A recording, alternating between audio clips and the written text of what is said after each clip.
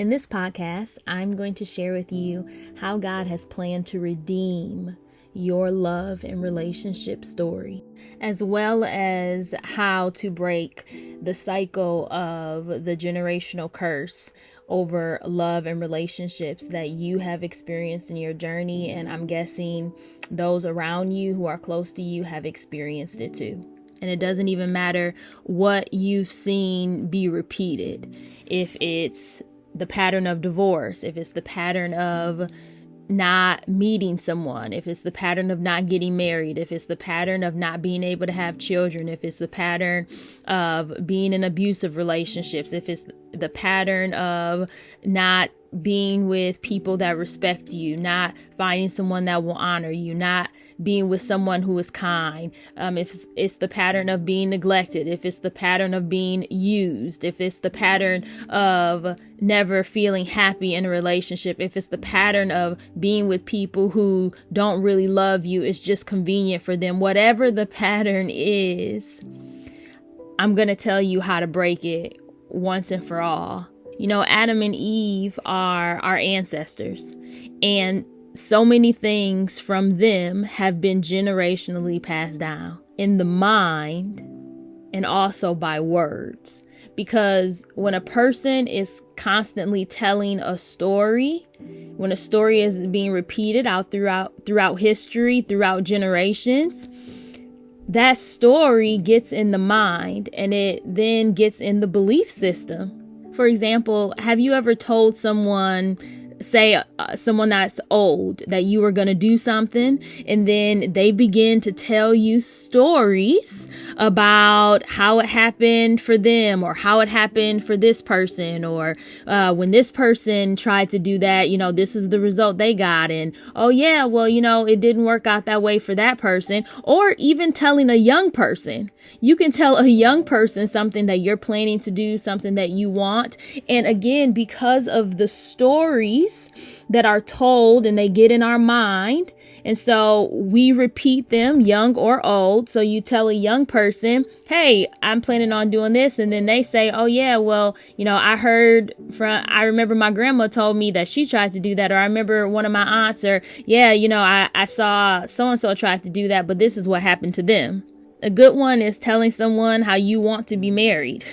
And then they go on, oh yeah, so-and-so, they were your age and they wanted to be married. Or yeah, they were your age and they wanted to have kids. Or yeah, they had been married once and the husband was this way. And what this does is it continues to perpetuate a mental curse deep in the subconscious. And when something is deep in the subconscious, you don't even consciously know it's there, so it's hard to get to it.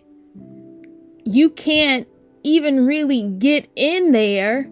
It's like trying to scrub something that is just so dirty that you can't even get into those cracks and crevices to try to get those areas clean, because it's so deeply embedded in there. In the fibers of your imagination, in the deep fibers of your mind, it's been woven in there so tightly that it's almost impossible to get to. This is why I love that quote that says, how do you get rid of something that is old? And it's by creating something new that automatically makes the old thing obsolete. And so the repeating of these stories of how it happened for other people, not how it happened for them in a good way. People will share these stories and they mean well, but the underlying power is perpetuating a curse. It's perpetuating that, oh, well, it didn't happen for them that way. Oh, well, they were celebrities, so that's why they got a husband after they had kids. Oh, well, that's why that prayer worked for them. Oh, well, that's why this, because of, and it perpetuates a story, and the subconscious mind holds on to the story, and then you find yourself acting out these unconscious curses and you don't even know it. And this stems all the way back to our ancestors, Adam and Eve. This is what has happened from us repeating their story. So much that the results of how it was for them, the struggle in their family, the enmity, them not being able to see eye to eye, there not being honor between the two, respect, them not standing up for one another, all of the issues, how that bled into, the stuff with their children, and the struggle with Eve's female parts, and the struggle with Adam having to toil, to provide, is ingrained in our minds like dirt and grime that gets trapped in a pan. And no matter how hard we scrub, it's there. It's there, the streaks of it. Generation after generation after generation. We are repeating this same story. We're repeating this same curse. It's interesting to me how Jesus even said, you clean the outside of the cup, but the inside isn't clean. And he's like, if you clean the inside, the outside becomes clean. And so if it's in the inside of the mind, meaning you still are unconsciously believing the curse and you don't even realize it, then that would have to mean that what is happening on the outside as it pertains to your love and relationships has something to do with what is on the inside, deep in your subconscious mind about it. What if that is the main part of your delay? Because the proof of what is on the outside is proof of what's on the inside. Even though you can't see the inside, you can't get in there. It's deeply embedded in there. It's been what you have rehearsed unconsciously for generations upon generations. It's the story you have heard about relationships, about the first relationship at that. And you really think it's not going to impact you? You really think it's not going to affect you? And so how does the cursed mind think? It thinks thoughts like, oh, it's hard, or it takes a long time, or, well, I guess not everybody gets it, or, what I'm just hoping for, but oh, it's been so long, or they're just lucky. Everybody doesn't get to have it like that. And it's not supposed to be easy. And, you have to work for it, and everyone has a struggle, and struggle love is normal, and you have to settle, and maybe you'll just die alone, and maybe you won't get to have kids. Not everybody gets to have kids. Not everybody gets to have a marriage that they like. Not everybody gets to marry for love. Not everybody gets to be in a happy marriage. Maybe happiness isn't for me. Maybe love isn't really for me. Maybe I just have to settle. Maybe something's wrong with me. Maybe God's keeping it from me. Maybe I'm being punished. Maybe. These are the thoughts. And whatever sister and brother thoughts that I missed, that are all part of this cursed mentality from the story of our ancestors, that deep in our subconscious mind, we have never got past. And so it's just been spiritually passed down through all the generations of people. And it is this curse over your mind that is keeping you stuck. It's just like this picture of this horse. And the grime of this curse is so thick on the inside that in order for your mind to be made clean, you have to literally go the opposite extreme. Like how I mentioned earlier, how do you get rid of something old? You create something new that makes the old thing obsolete. You have to literally go the opposite extreme and convince yourself that the curse never even happened. You have to convince your mind that the curse wasn't real. You have to get this extreme in order to break this generational bondage as it pertains to love and relationships that has been implanted in your unconscious mind. It's so deep in there, you don't even realize how it's affected you. But proof that it is are the outside relationships around you. Just look around. Look at the majority of the relationships you saw growing up. Look around at the majority of the relationships you see now and tell me they're not bound by the curse. And you're probably thinking, well, this is in the Bible. This did happen. But what else happened? That's the key thing here. There is a significant part of the story that says the lamb was slain before the foundations of the world. This means the curse actually never really held any power. It only had power as long as their minds believed it. Like this horse, this chair doesn't hold any real weight on the horse. All of the power this chair has in holding the horse is based on what the horse is believing in his mind. And so what if you allowed your mind to think of the curse as an illusory thing just like this lawn chair? The curse is as much as an illusion as this chair is that this horse is roped to. And this mental state has affected all these generations since this first marriage with Adam and Eve.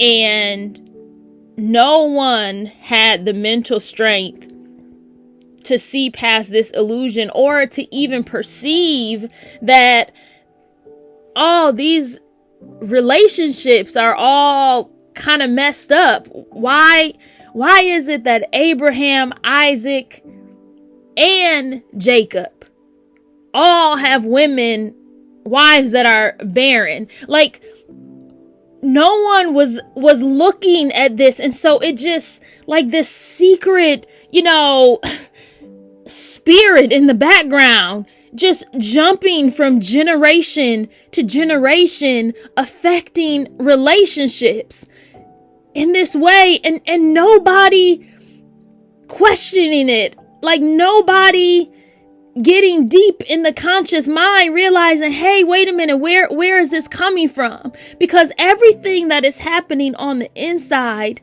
proof of what's going on the inside, is what is happening outside of you. Out of the heart flows the issues of life. We don't put that together, that something going on the inside is proof of what's happening on the outside. So whatever the issues are repeatedly on the outside, and in this case, I'm talking about love and relationships, whatever is being repeated, you know what you have seen generation upon generation with your family. And it's not to say people are bad people. This isn't what that's about. This is about being able to objectively look and consider and think to yourself, hey, why has this repeated? Why did all of those family members have relationships that were abusive? Why did all of those relatives, those aunts, those cousins, those siblings, why did they all have relationships like that? Why did they all have relationships that ended that way? Why did? Because there is something unconscious that is being rehearsed mentally in the generations as it pertains to love and relationship, because proof of the outside is proof of the inside. And no one had the mental strength to see past this illusion except for the one who had a different mindset. The Christ came here with a different consciousness. Yeshua came here with a different, deep subconscious, one that was not tied to, one that was not rehearsing the story of Adam and Eve. And so his paradigm of love and relationships was completely different, because he knew, because his mindset was not plugged into the mindset of these generations, he knew there actually wasn't even a curse at all. I was slain before the foundations of the world. And that's why every move he made, he proved there was no curse. There was no curse in anything. Every single thing he did proved there was no curse. All of it was an illusion of the mind. All of it was something that we had been convinced of, unconsciously knowing it. It was something deep in our psyche from generations to generations because of the same stories that were being told. But imagine if there was a different story told from the beginning, and that was repeated, and that was deep in the subconscious mind. Imagine a story where the very first people never got sick. They were never sick. Food never harmed us. We never harmed food. There was never any issues in the relationship. Love was the most beautiful thing. Relationships, family dynamics between siblings and relatives. There weren't any issues. People loved each other and treated each other with kindness, and people were nice to one another. Imagine if this was the story that was told throughout the generations.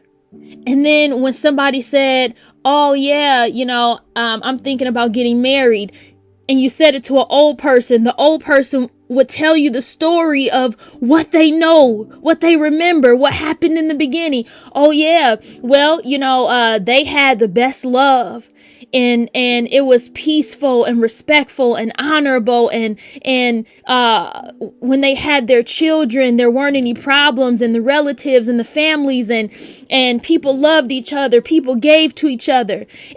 And again, imagine, telling a young person, oh yeah, I'm looking to have a kid. And then the young person repeating the story that has been put into their subconscious mind. Oh yeah, well, so-and-so decided to have a child later on in life. And oh, it was so wonderful. And it worked out for them. And their mom did the same thing. And the other friend, and they have a beautiful child, and their family is beautiful, and it always works out, and everything works out for the good. What if that was the real story in the subconscious mind? What if you went to the extreme today and you convinced your imagination that there really was no curse? There were people who walked their lives out like that because they didn't know the truth, that there really was no curse. It was an illusion. The lamb had been slain before the foundations of the world. It didn't exist in his mind, and so it didn't exist in his reality. Something only exists in your reality if it exists in your mind. Christ's inside mind was clean. There was no curse.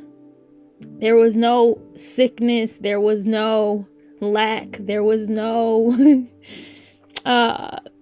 whatever the thing is that is so hard, to be whole, to be helped, to have more than enough. It didn't exist in his mind, so it didn't exist in his reality. And so everyone that came to him got to experience his reality. And it didn't take forever because the reality is it doesn't take forever. The Christ mind was working in Jesus and communicating to him that there is no law that says you're cursed. There actually never was. Because as a man thinketh in his heart, so is he. And when you're thinking something deep in your subconscious, you may not realize it, but if you look around at your life is proof. The outside of the cup just becomes what the inside is. And so in order to be made clean, you have to take a new mind. You have to use your imagination and convince yourself that Adam and Eve's curse never existed. It never existed. It wasn't real. It wasn't real. The story that's been played out through generations of families, it wasn't real. It was as real as this rope and this chair and this horse is. You have to go to the extreme in order to let it go. They are your mind's first example of a relationship, and deep in your subconscious, deep in your unconscious mind, this story has plagued you and the marriages around you for many, many, many years. But this is why Jesus is called the last Adam. You ever think about that? I mean, he could have been called the last anything. But love and relationships are so important to God. Love and relationships are so important to God that Jesus would come and be called the last Adam to redeem the relationship and love story. I know I'm crying, but I want you to get this. I want you to get it in your spirit. He could have been called the last anything, the last Moses, the last Joshua, the last Peter, the last whoever, David, whoever had, a great story in scripture. And all throughout scripture, we see relationships, but God is like, no, I need to bring it back to the beginning. The first relationship, because that is where the root is. That is where the seed has been planted in the unconscious mind and has been retold and spread. And the fruit of that seed of Adam and Eve's relationship, we see that fruit in all of these generations. And so Jesus is called the last Adam to take your mind all the way back to the beginning again, to redeem in your mind how the first love and relationship story went. And you may be thinking, well, we know the story, but if we're missing a key ingredient to the story that we've been telling all these years, which the key ingredient is that the lamb was slain before the foundations of the world. So any curse that they walked out and their families continue to walk out, and the families after them, and the families after them, and the generations after them, if someone knew, wait a minute, the curse is null and void. It's like being put under a contract and you not reading the fine print. And then later on realizing that, oh, wait a minute, I've been walking out this contract, but I didn't know that this stuff was included. I didn't know that this was already taken care of. And I've been taking care of it because no one showed me the fine print. The lamb being slain was the fine print for them. So yes, they were told now there's a contract, but obviously they didn't know how to use the knowledge of good and evil to research the fine print. No, they just went on believing it when they were missing a significant part in their understanding of it. And so the Christ is the fine print, and the fine print was there the moment the contract was written. The fine print has remained.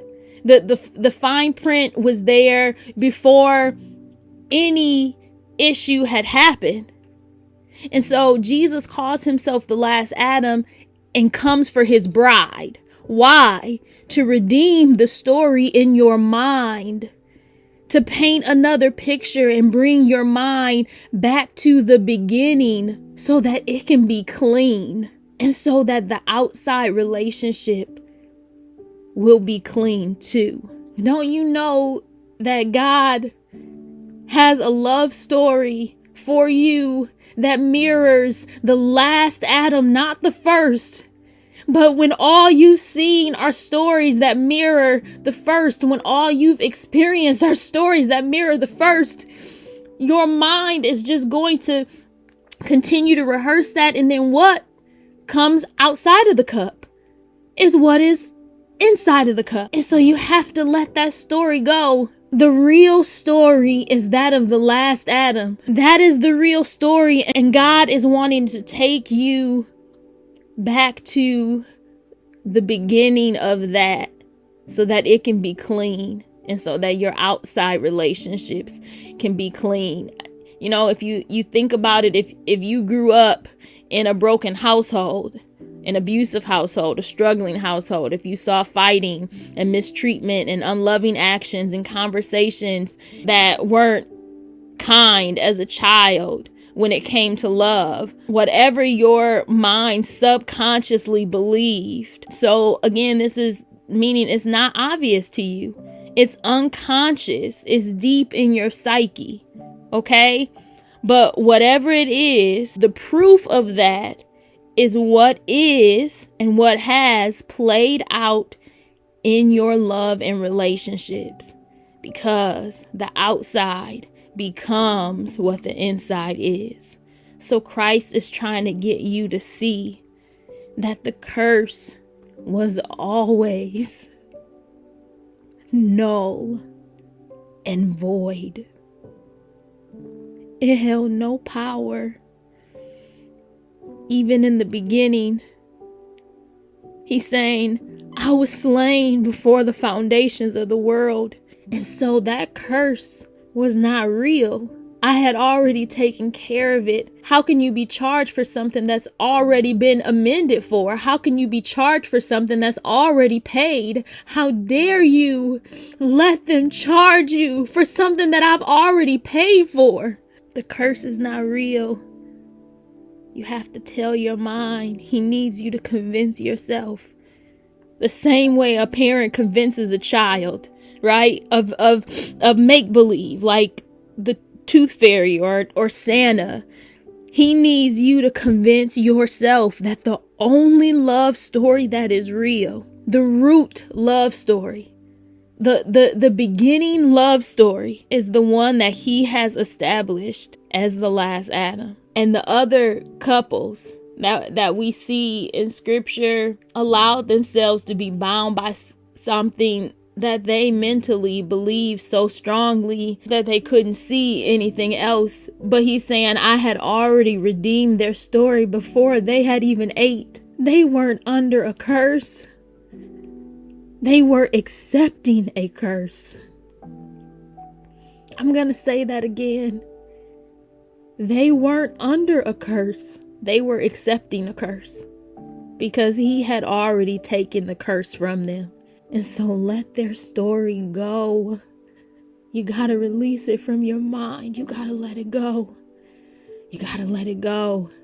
Deep in there, you have to let it go. That is not the love I have for you, says the Lord. That is not the love I have chosen for you.